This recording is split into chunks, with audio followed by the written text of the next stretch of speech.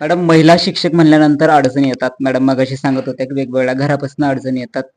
पण या सगळ्या भागामध्ये आपण महिला शिक्षक म्हणून काम करतच आहात. एका साईडला तुम्ही शिक्षक आहात, एका साईडला तुम्ही एका कुटुंबाच्या प्रमुख आहात.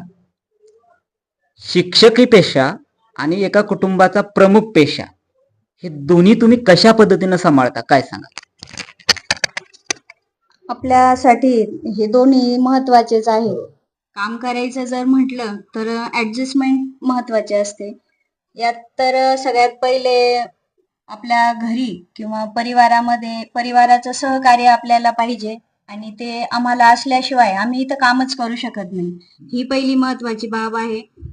आणि काम करताना फक्त आपण एक गृहिणी किंवा एक कुटुंब प्रमुखच नाही म्हणता येत या वेळेला. आपण एक आई, सून म्हणजे बरेच नातेसंबंध आपल्याला या वेळेला सांभाळावे लागतात. कोणाचं मन दुखावणार नाही, कोणाच्या भावना दुखावणार नाही, सुखादुखामध्ये सगळ्यांच्या सहभागी होता येईल ह्या गोष्टींचं पण आपल्याला भान ठेवावं लागतं.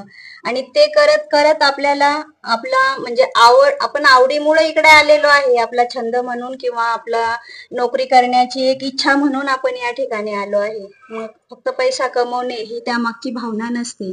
किंवा घर सांभाळताना नोकरी करणं म्हणजे ही महिलांसाठी खरं तर खूप तारेवरची कसरत आहे.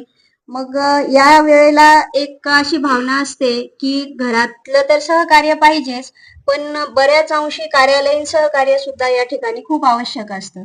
कारण जर आपण ज्या ठिकाणी काम करतोय त्या ठिकाणी काम करताना एक मान सन्मान किंवा आपल्या ज्या गरजा आहेत त्यांचे थोडंफार तरी आपल्याला सांगड जी आहे ती व्यवस्थित घालता येईल याच्यासाठी सगळ्यांची मदत असणं खूप गरजेचं असतं. बघा, आता जसं तुम्ही बोलत असताना सांगितलं की एका महिलेला नोकरी करणं, मग ती कुठल्याही क्षेत्रातली असेल, अगदी तारेवरची कसरत आहे. आणि तुम्ही एका शिक्षकी पेशेमध्ये काम करत आहात. असा एखादा अनुभव आहे का तुमच्याकडं की तुम्हाला शिक्षक झाल्याचा आनंद मिळाला? बऱ्याचदा असं होतं की काही काही लोकांना तर छंद असतो की मला शिक्षक व्हायचंय आणि एकदा त्यांना ती डिग्री मिळाली की त्यांना तो आनंद मिळतो. असा एखादा प्रसंग आहे का की तुम्ही शिक्षक झालात आणि तुमच्याकडनं ते विद्यार्थी घडलेत आणि मग तुम्हाला त्या ठिकाणी आनंद मिळाला, असा एखादा प्रसंग?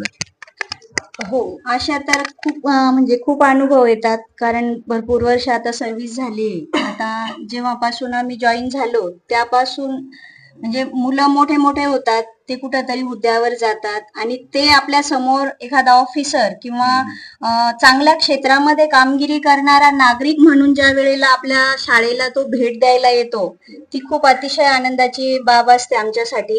कारण आपण